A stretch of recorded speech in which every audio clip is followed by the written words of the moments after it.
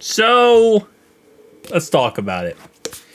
T. Higgins' mom responded on Twitter to Solomon Wilcox posting what we talked about yesterday, which is, can the Bengals afford to keep T. Higgins, Joey B, and Jamar Chase together beyond 2024? And obviously, listen, the situation is not easy to work out, okay? It's not easy to go through. You got to work within the salary cap. That's why some owners now want to go ahead and put a special salary cap or a special area for quarterback contracts to be in, right?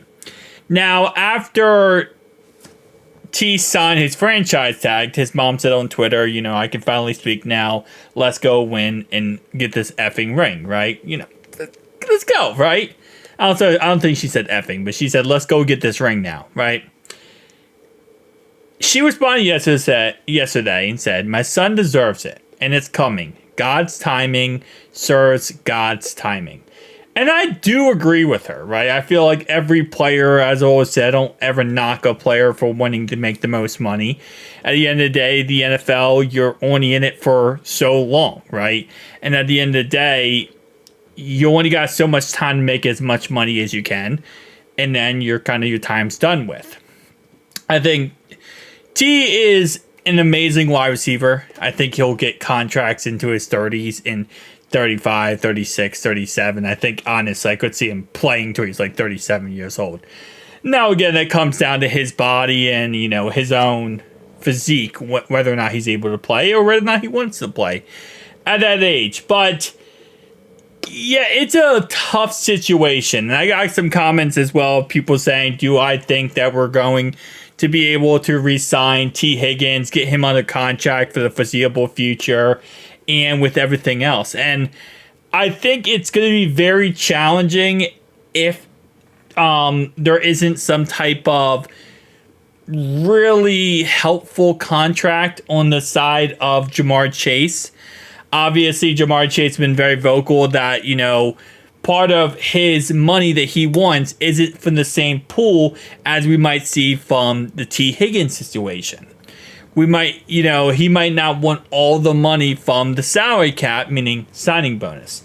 So if that's the case, then they can work out a contract, like I said the other day, where they maybe put $90 million into the signing bonus, prorated over 5 seasons, and add it to the end of his contract.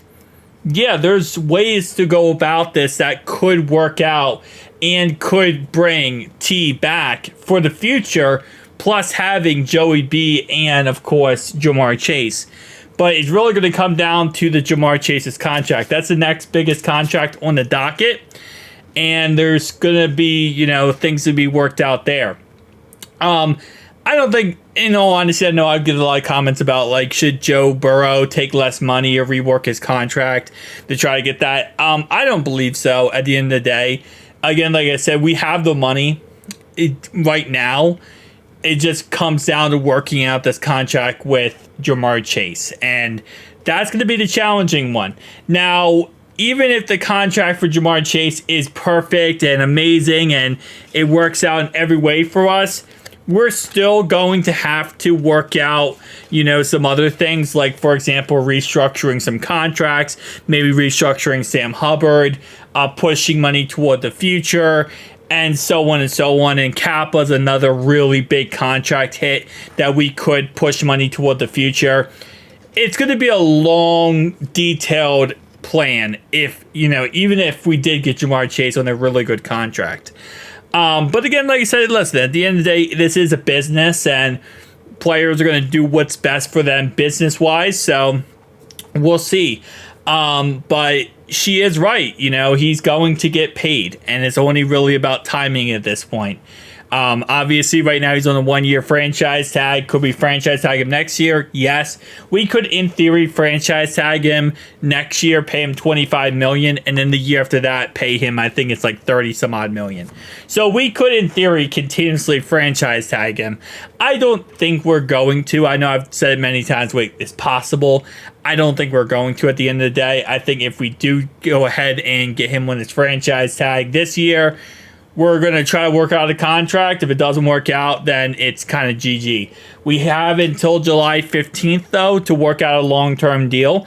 After July 15th, the one-year franchise tag kicks in officially, and nobody, not even us, nobody in the NFL can actually work out a long-term contract with him. It also makes it, and again, we're not going to trade him, but for those who are speculating we might trade him, after July 15th, that one-year franchise tag is fully in effect, and even if we trade him, no one can work out a contract with him until the next offseason. So there isn't really this huge thing, if you do go ahead and do that. I know I think it was Adam Schefter, I think it was Ian Rappaport. One of the two went on Pat McAfee's show and talked about this whole situation, how the franchise tag was never meant to be utilized in the way that we're utilizing it right now for for T. Higgins. It was always meant to be utilized in the way of keeping big quarterbacks in big cities to kind of continuously get that, attention to these big cities. Going way back in the day, it was meant for like Dan Marino, John Elway type quarterbacks. And it was never meant for other positional groups, really, is what he was kind of iterating at. Obviously now there is a transitional tag and there's a franchise tag. But it was never meant for teams to be able to kind of utilize it as he said, a weapon. And I think for the most part, yeah, it's definitely one of those situations where it's like, it's hard for me. And again, depending on the position, I think depending on the position depends on how I look at it. For a quarterback, maybe. Because a franchise tag for a quarterback, I think last season was like 40 some odd million.